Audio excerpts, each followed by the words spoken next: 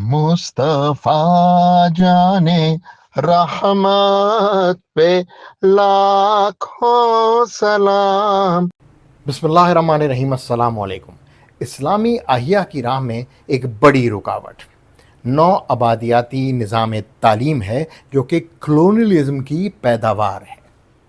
इस्लामी अहिया Islamic revival की राह में जहाँ इस्तेमार, साम्राज्य, फ़िरक़ावारियत और फ़िक्री इंतशार जैसे अनासर रुकावट बने हुए हैं, वहीं एक नहायत मोहलिक और गहरी रुकावट मौजूदा तालीमी निज़ाम है। ये वो निज़ाम है जिसकी बुनियाद लॉर्ड मैकाले जैसे अंग्रेज़ों ने डाली, जिन्होंने वाज़ेह तौर पर 1835 में अपनी मशहूर तकरीर में कहा, हम ऐसा तबका पैदा करना चाहते हैं जो रंग व नस्ल में हिंदुस्तानी हो, लेकिन सोच व अक़ल व फ़हम में बिल्कुल अंग्रेज़, यानी कोकोनट मुस्लिम। बाहर से मुसलमान लेकिन अंदर से मगरब ज़दा। आइए ज़रा मौजूदा तालीमी निज़ाम की जड़ें टटोलते हैं।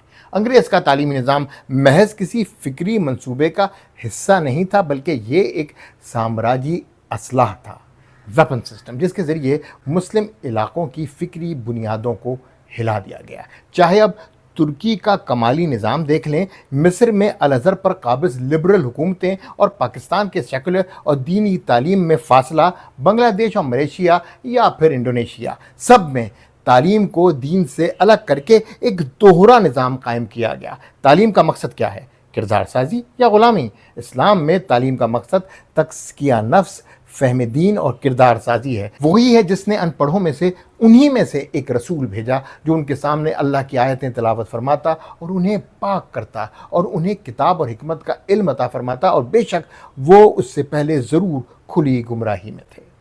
इस सिलसिले में इमाम अहमद रज़ा ख़ान फ़तवा रिज़विया में कुछ यूँ रकम तराज हैं। इल्म वही है जो अल्लाह की रज़ा, अल्लाह की क़ुर्बत और बनी नौ इंसान के फ़ायदे के लिए हासिल किया जाए। लेकिन मौजूदा निज़ाम में तालीम का मकसद कामयाब मुलाज़मत, मगरबी मईशत से हम आहंगी और शख्सी तरक्की है, ख़्वाह उसका ताल्लुक़ इस्लामी इक़दार से हो या ना हो। मगरबी वर्ल्ड व्यू दरअसल हमारी सोच की शिकस्त है। मौजूदा निज़ाम तालीम मगरबी वर्ल्ड व्यू के मुताबिक इंसान, समाज, इखलाक, सियासत और मईशत को देखने की आदत डाल देता है। नतीजा क्या होता है?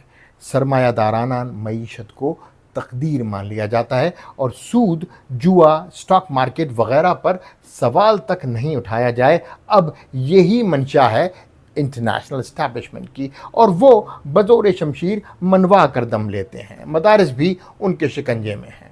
अफसोसनाक हकीकत यह है कि मदारिस भी अब उसी सांचे में ढल चुके हैं। दीनी उलूम की तदरीस है, लेकिन रियासत, सियासत, मईशत और मीडिया जैसे मौज़ूआत पर इस्लामी तनाज़ुर के बजाय खामोशी।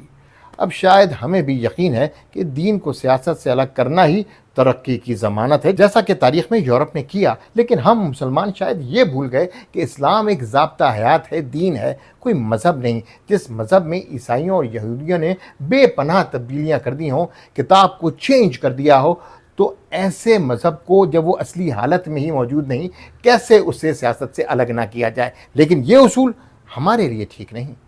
इस्लाफ की तहकीकी मिजाज की जगह अब सिर्फ निसाब ख़त्म कर देना मकसद है। मदारिस के अंदर भी दुनियावी तालीमी याफ्ता तक़वे का दबाव, फंडिंग के दबाव, सोसाइटी की तवक्कुआत ने इनको इस्लामी लिबरलिज़म की तरफ कर दिया है। इस्लामी बैंक, इस्लामी जमहूरियत, इस्लामी टच, ये तसव्वुर है हर चीज़ में सिर्फ इस्लामी टच दे दिया जाए, मुनाफ़क़त के सिवा कुछ नहीं।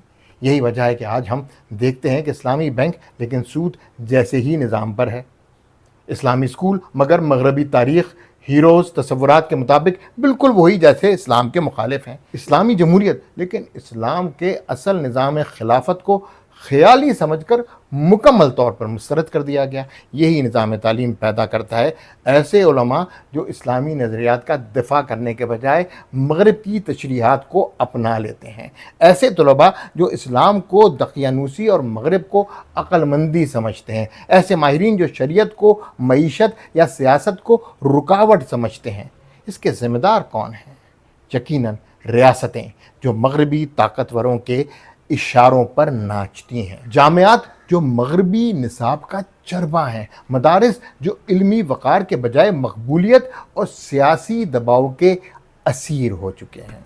اور ہم سب جو خاموش تماشائی بنے ہوئے ہیں وہ بھی سن لیں۔ بے شک یہ قرآن تمہارے لیے اور تمہاری قوم کے لیے شرف ہے اور تم سے سوال کیا جائے گا۔